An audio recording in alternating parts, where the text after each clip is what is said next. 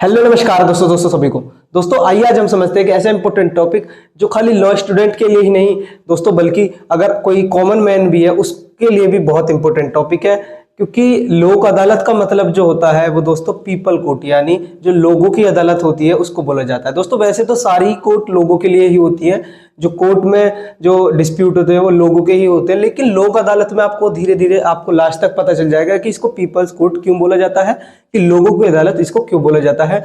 दोस्तों हम इस टॉपिक को समझेंगे और आपको लास्ट तक आपको पूरी क्लियरिटी हो जाएगी कि जो आपने क्योंकि आपके जिले में भी लोक अदालत लगती होगी तो आपने सुना होगा कि लोक अदालत लग रही है 3-4 महीने में हर जिले में दोस्तों लोक अदालत लगती है। तो आपको पता चलेगा कि यहाँ पर लोक अदालत में कैसे कैसे डिस्प्यूट को सॉल्व किया जाता है और किस तरह से ये बिल्कुल बाकी जो नॉर्मल कोर्ट है उससे अलग होती है और क्यों इसको एस्टेब्लिश किया गया है, मतलब क्यों इसको लाया गया, ऐसा क्या जरूरत पड़ी कि ऐसी कोर्ट को लाया। पहले पता होना चाहिए कि फर्स्ट लोक अदालत जो लगी थी वो गुजरात में 1982 में दोस्तों, वहां पर सबसे पहली जो लोक अदालत लगी थी हमारे गुजरात में 1982 में।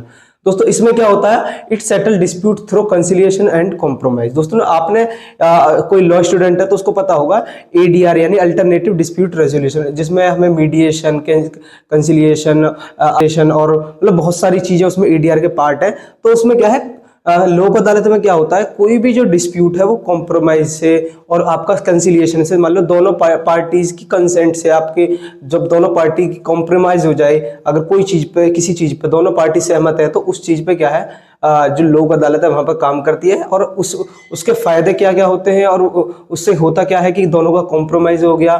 दोस्तों सबसे पहले आपको पता होना चाहिए कि इसमें मेंबर जो होते हैं, एक चेयरमैन होता है जो कोई भी या तो फॉर्मर जज हो सकता है, जो मान लो कोई रिटायर्ड जज है उसको भी इसका चेयरमैन बनाया जा सकता है, और 2 अदर मेंबर होते हैं।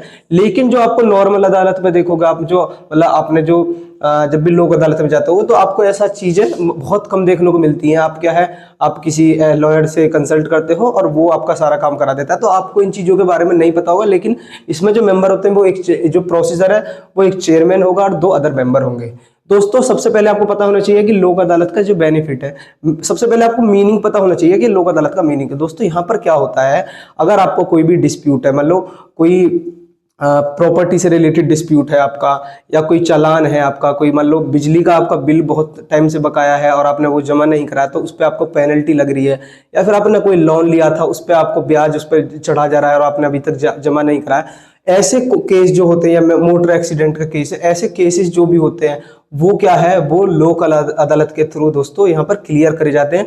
यहाँ पर क्या होता है, जो आपके पास जो भी पेनल्टी लगी है, आपके पास जो आपको ब्याज देना था, वो क्या है लोक अदालत के थ्रू, सेटलमेंट के थ्रू जब 2 पार्टीज कॉम्प्रोमाइज करती हैं तो उसमें मतलब जो आपको कभी ज्यादा देना पड़ता था वो अब लोक अदालत के थ्रू क्या हो जाता है, वो दोस्तों आपको पेनल्टी दोस्तों कम देनी पड़ती है, या फिर बिना पेनल्टी के आपने जो बस अपना मान लो कोई लोन लिया है, खाली आप उस लोन को पटा दीजिए, आप उसका ब्याज ना देकर, मतलब ऐसी चीजें होती है। या फिर जैसे मान लो कोई बिजली का बिल है आपका, तो आप खाली उस बिजली के बिल को भर दीजिए, आप पेनल्टी जमा मत करिए।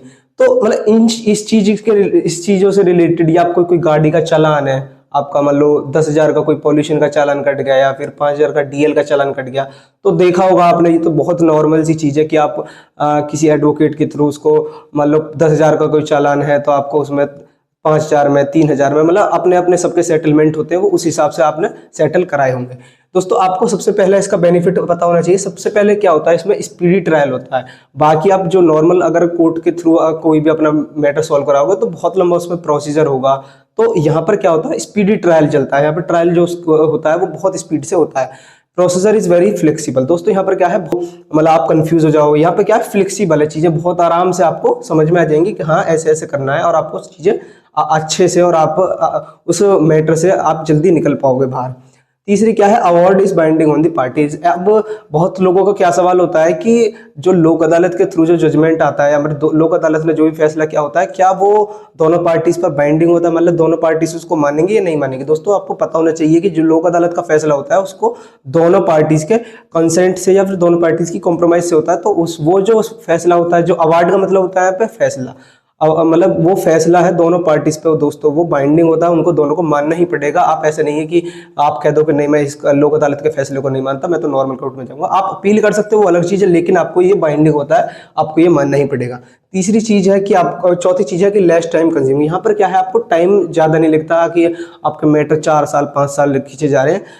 आपने देखा होगा कि कोई डिस्प्यूट बहुत टाइम से चल रहा है तो कोर्ट क्या करती है उसको कि लोक अदालत में लगा देती है कि जल्दी आपका डिस्प्यूट रिजॉल्व हो जाए।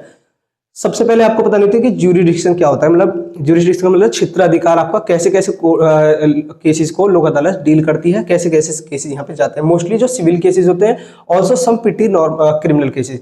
ज्यादातर यहाँ पे क्या देखने को मिलेगा आपको, जो सिविल केसेस होते हैं, लेकिन जो छोटे मोटे क्रिमिनल केसेस हैं वो भी यहाँ पर सेटल किए जाते हैं।